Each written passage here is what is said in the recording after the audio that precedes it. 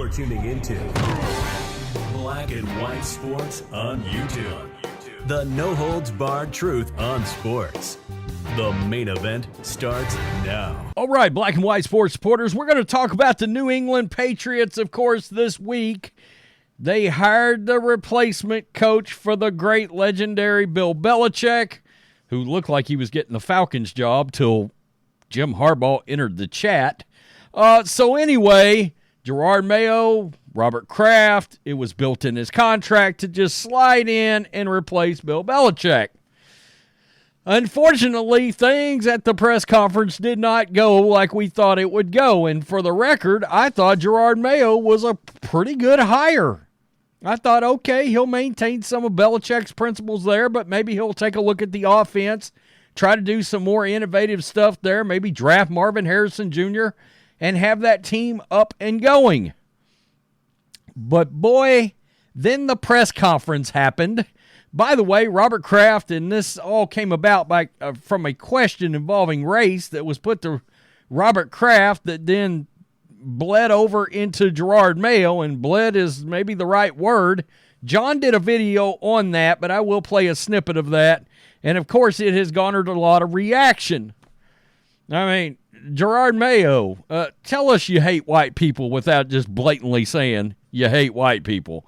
I mean, would you have had Wes Welker and Danny Amendola on this team? Chris Hogan, Danny Woodhead, a Rob Gronkowski. Can we get a Tom Brady sighting on a Jerod Mayo-led team? Robert Kraft answered the question flawlessly. Colorblind, don't see it, blah, blah, blah. I'm not gonna weigh it into any kind of decision-making, none of that. I was like, wow, bravo, Robert Kraft. Today, the woke national media and the woke Boston media, some of you hard asses that were calling for Belichick's job, y'all look terrible right now. They're crushing Robert Kraft. It's absurd. The media is poisonous. They're a bunch of snakes. Well, let's listen to what Mayo said, because we're going to look at some of the reaction. Jason Whitlock has cremated Jerod Mayo in the dust. And we're going to look at some Patriot fans, some reaction off of this. It's a nightmare. We're also going to look at something very interesting, because I think this may be exactly part of the reason this is going so wrong.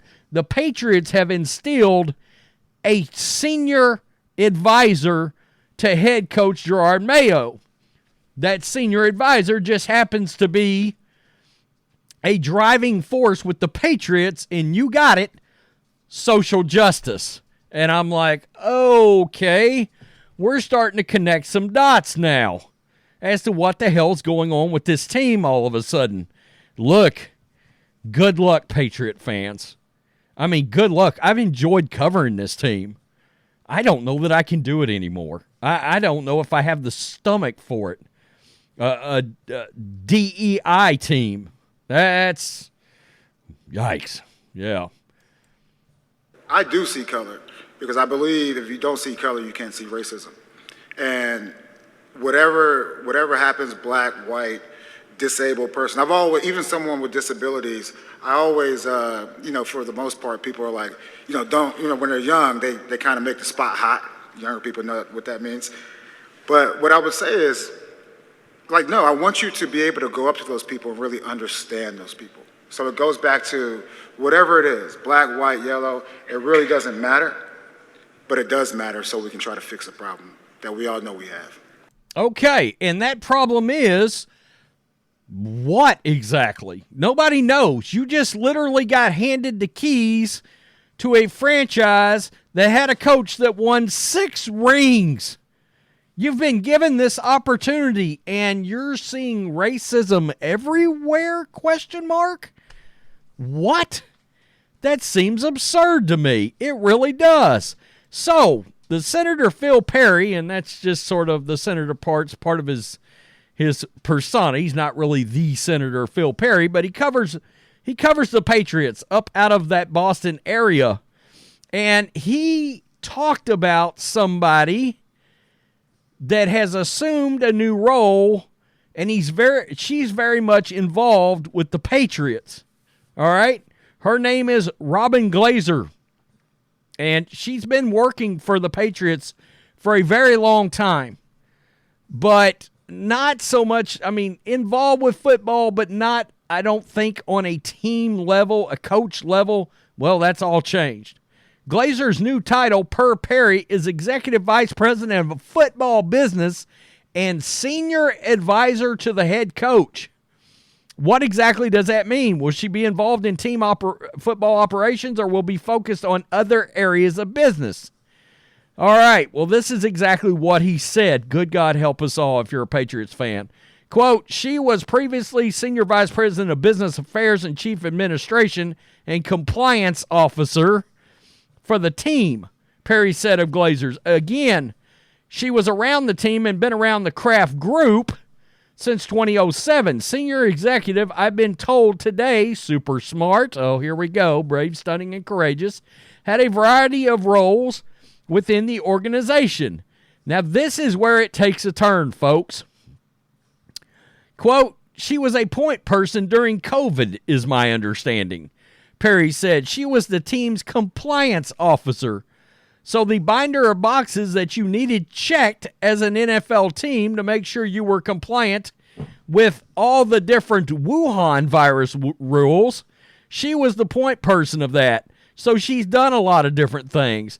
Quote, she's helping players with social justice initiatives and has worked closely with Matthew Slater, Devin and Jason McCourty, and Dedrick Wise. She does a lot. Incredibly intelligent, obviously well trusted by the Krafts, has a very good relationship with Jerod Mayo too. I think she's going to help Jerod Mayo handle a lot of new things that will come across his desk. Good God. Okay, so that gives you some added insight into exactly what's going on. Now, let's get to Jason Whitlock, because Whitlock, well, he crushed this whole thing. When you prioritize seeing race, what you're really doing is justifying your plans to discriminate. That's what he's doing. This is so I can see racism. Who wakes up every day? Well, I got to be able to identify racism, because all racism is unfairness. Can you identify unfairness? Because everybody knows unfairness comes in all shapes, sizes, and colors. There's no specific group in charge of unfairness. We're all capable of it. And if this guy's worldview at 37 isn't broad enough, mature enough, sophisticated enough to see that and to be able to articulate it, I question whether he can lead a football franchise that 45% of his locker room is not going to be black woke players. You know, and that's it. Because, again, there'll be a lot of black players that don't agree with this BS he's spewing as well. Now, they'll be afraid to say it, but I don't know. I was rooting for the guy. Now I'm highly skeptical. Yeah, okay. So, Whitlock, you heard it. Same thing I said. I was rooting for the guy. Now, I've got to question your ability to be able to perform the job duties. If you're not looking for the best people for the job, the best football players, the only white guy on the team is going to end up being a long snapper. I mean, a guy that's gotten generational wealth. The NFL has created generational wealth among black men.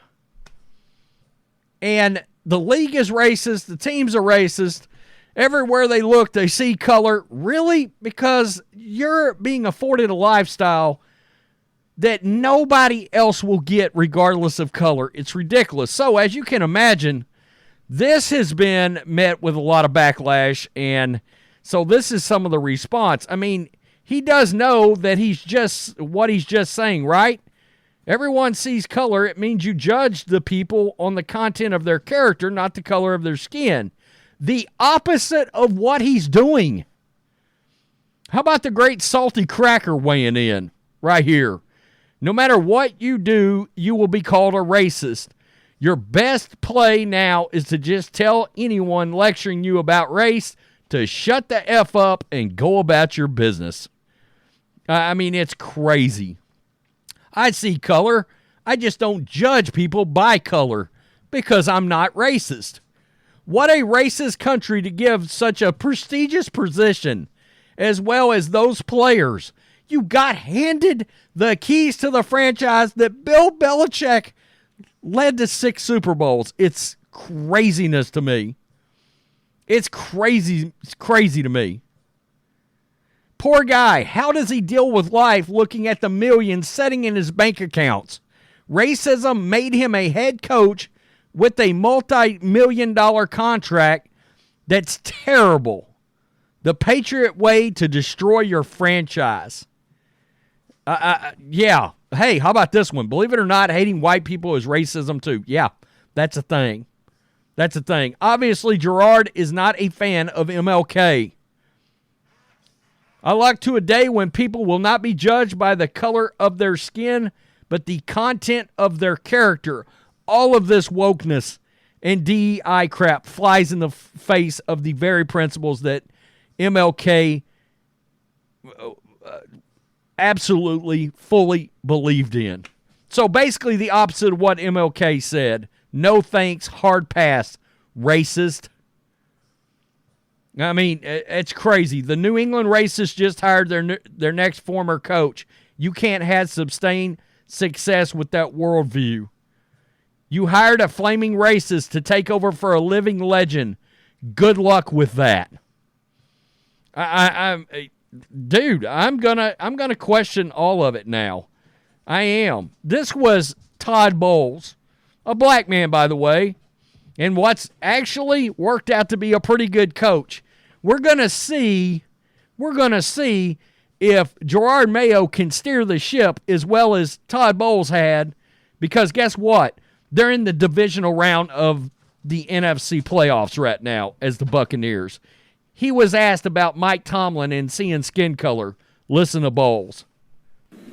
You and Mike Tomlin are 2 of the few black head coaches in the league. I wonder what your relationship is like with them and your thoughts on Steve Wilks joining that fold. I have a very good relationship with Tomlin.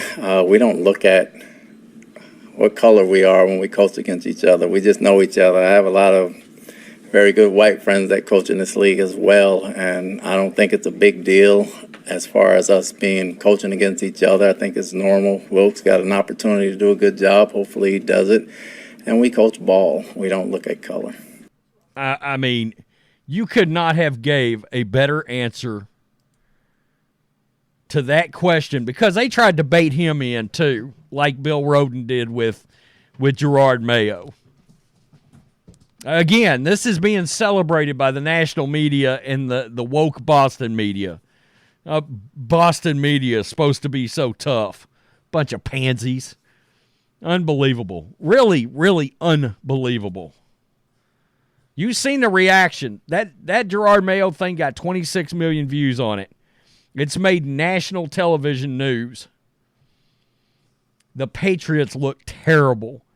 And I think if you gave Robert Kraft true serum, he regrets this hire already.